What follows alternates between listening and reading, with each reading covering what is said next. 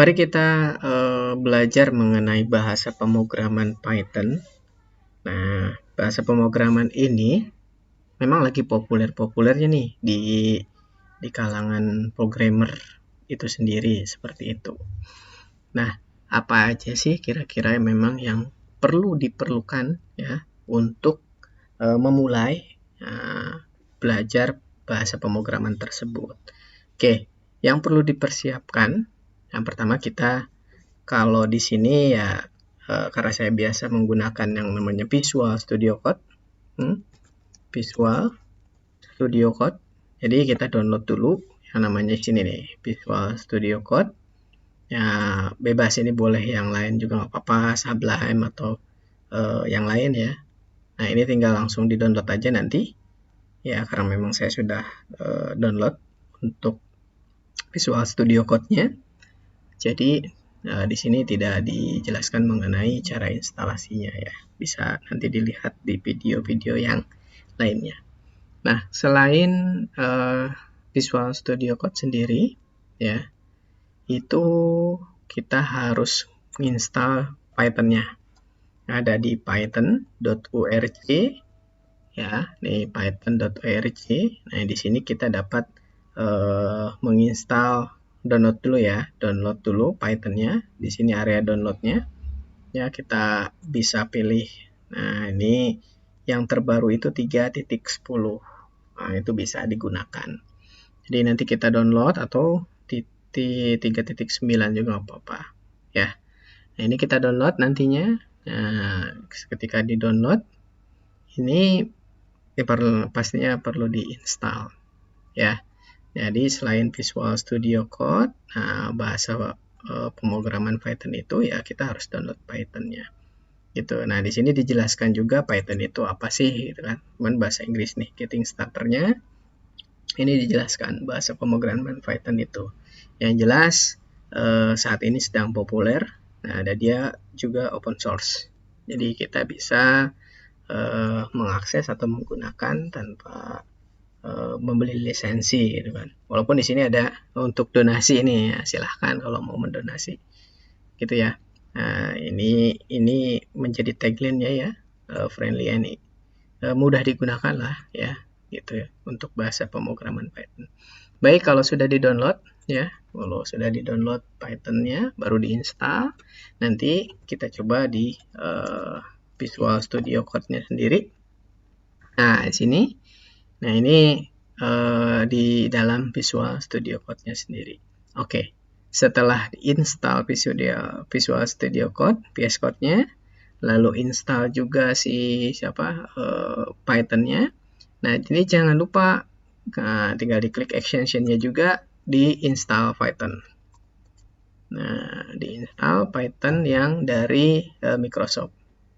Nah, ini saya ada nih, yang ini nih, kita install ya. Ini sudah terinstall Python yang di Microsoft. Untuk apa? Jadi nanti ketika kita mau running atau sudah terintegrasi lah Python dengan si VS Code-nya seperti itu untuk di extension-nya.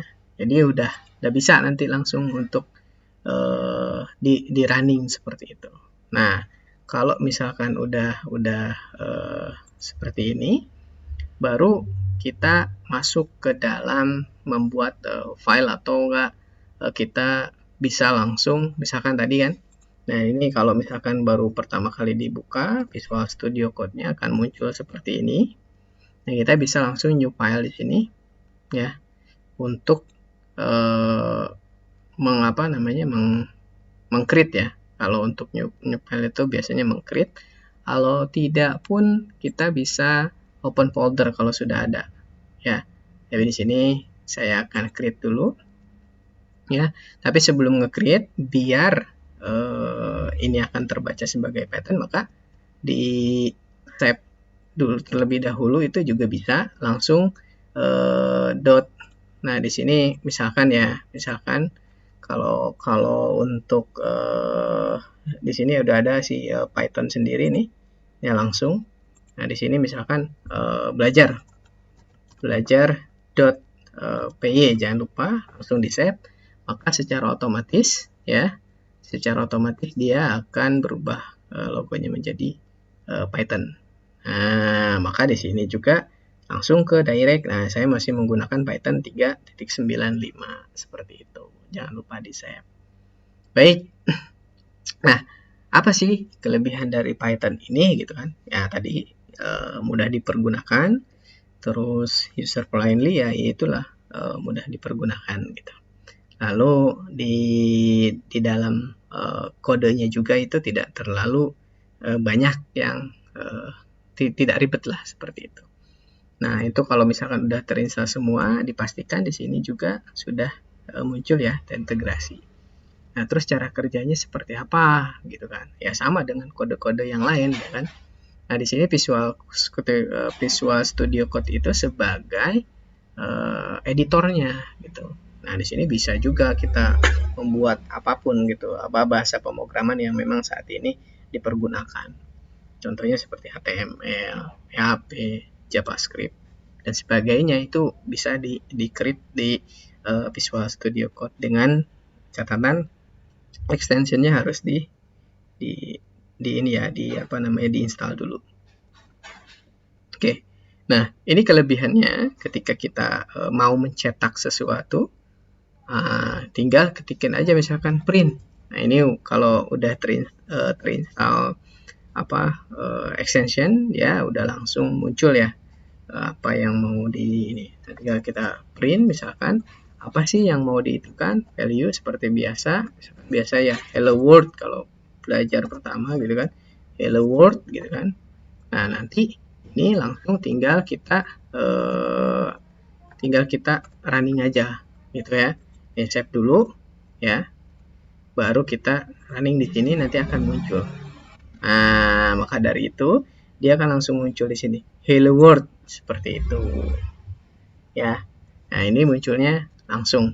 Jadi, apa yang akan kita print ya dia akan muncul di hello world. Nah, kalau misalkan ada komentar. Nah, ini adalah contoh gitu ya. Ya sama, pemberian komentar itu dengan crash atau pagar ya. Ini adalah contoh script Python ya, gitu ya. Script Python seperti itu. Jadi save, maka ketika kita run lagi di sini ya nggak muncul karena dikasih komentar seperti itu. Maka kita clear dulu biar kelihatan ini. Terus kalau misalkan tidak dikasih komentar, apa yang terjadi? Nah, ini kita print ya kan langsung invalid. Apa sih ini nggak kebaca. Nah, ya di interpreternya tidak bisa diterjemahkan. Kita berikan komentar, di save ulang, langsung di create. Maka muncul hello world seperti itu. Nah, sesimpel itu di Python gitu ya. Oke. Nah, kita bisa coba juga misalkan kita print lagi di sini. Ini kita coba print misalkan apa sih yang mau kita kan hello world gitu kan. Selamat datang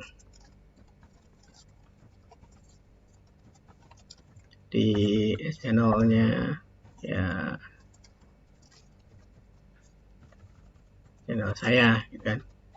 Nah, ini nanti tinggal kita print, terus modelnya seperti apa. Nah, ini kan ke print ke bawah sini.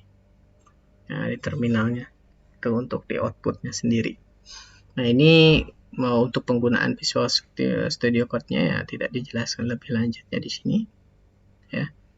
Oke. Nah, ini munculnya seperti ini. Nah, begitupun kalau misalkan ditambahkan kembali ya di sini print seperti itu. Oke, kita coba juga. Nah, bahkan terima kasih misalnya ya. Terima kasih gitu ya. Nah, ini langsung di save. Lalu di ini langsung muncul juga tiga-tiganya. Nah, semudah itu gitu kan. Bahkan basicnya bukan IT pun itu tidak terlalu banyak mungkin ya belajar, karena beberapa teman-teman atau rekan-rekan saya juga pun yang basisnya bukan dari IT, mereka fine-fine aja itu belajar bahasa pemrograman dari Python. Oke, itu aja untuk pengenalan dari bahasa pemrograman Python. Next kita bahas mengenai beberapa fitur yang ada di Python. Terima kasih.